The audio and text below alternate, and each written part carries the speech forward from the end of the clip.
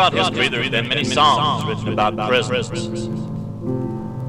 This next song tells the story of Folsom Prison, and it tells the story of a train that traveled by Folsom Prison, far off in the distance. There was a good reason why the train never came close to Folsom Prison. No tracks. Often at night, a convict would lie in his lonely cell, and he'd see the light from the train as it passed far off in the distance. And this was very hard to do, because Folsom Prison didn't have any windows. But the convict would hear the lonesome whistle of the train as it moved through the night, and he would feel like singing.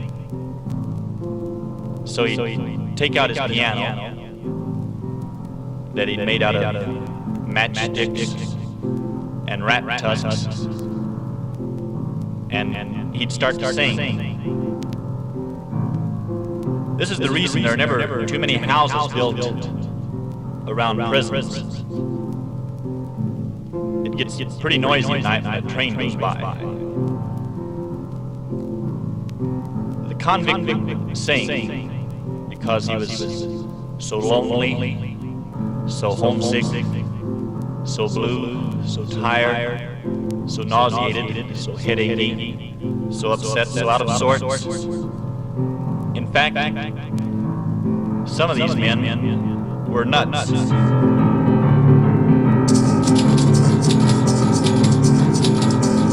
I see that train coming, it's rolling round the bend, and I ain't seen the sunshine since I don't know when. Oh Lord, I'm stuck in Folsom Prison.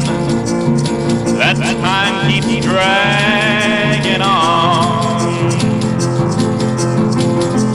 and that train keeps on rolling down to San Antone. If they freed me from this prison, if that railroad train was mine, then I bet I'd move it on a little farther down the line. I'd move it so far from Folsom Prison, that's where I want to stay.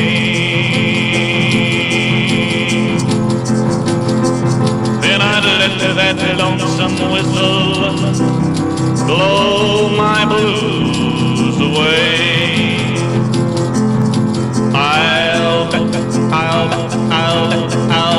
I'll bet there's rich folks eating on a fancy dining car, probably drinking coffee and smoking big cigars.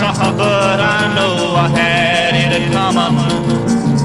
I know I can't be free. That train keeps on rolling, and that's what tortures me.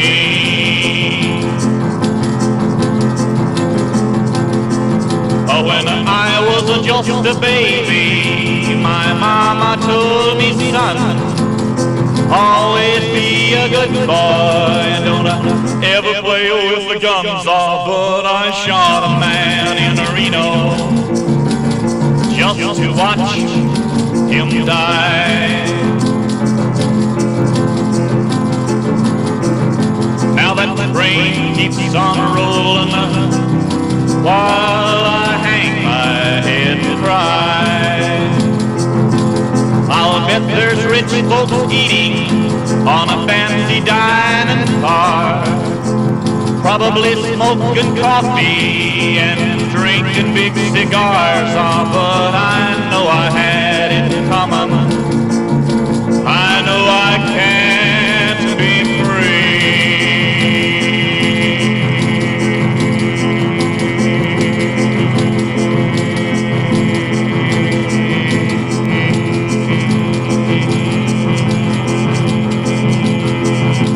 That train keeps on rolling, and that's what tortures me.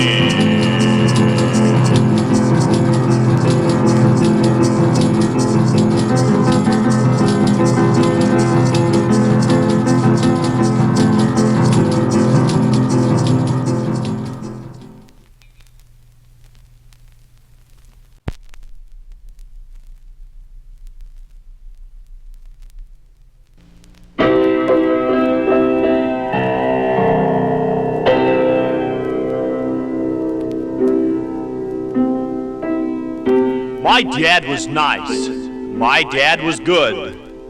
He hung around the neighborhood. Dad did the things that he enjoyed, and Dad was often unemployed. In all the world there was only one who called him Dad. That was his son. Dad's son was good as he could be. I know because Dad's son was me. I always thought my dad was sweet, from his fuzzy head to his dirty feet. Dad was a plain yet moving man. He drove a plane and a moving van. Dad was a lot like me and you. Of course, he didn't have the looks I do. Dad helped me with everything I did, and they say I was a rotten kid. My mom was like my dad, you see. She was just like a brother to me. Her cooking always was sure to please. Cupcakes and ketchup, ice cream and cheese. When I would cry, she'd come to me and say, "What's wrong, boy?" Then she'd kick me in the knee. Ah, yes, my mama, my dad, what fond memories. I'll never forget when I was just a little boy and Daddy would pick me up in his lap, put his arms around me and say those three little words, "You're no good." We were poor, so poor. I remember when Dad used to have to take money out of the savings account just to buy food for the freezer. And when Dad lost his job as a night watchman in a telephone booth, Mom took the first job she could get, landlady at the Empire State Building. And one night, Mom was rushed to the kitchen with a terrible pain in her side, and we all waited anxiously in the living room watching TV while she took out her own appendix with an electric can opener. And when everything was at its worst, she took on a second job, 13 hours a day, part-time. It was the only job she could get with her third-grade education. Customer service at the telephone company. And with the money she made on that job, we were able to buy a small international airport in New York City and settle down to live a normal life.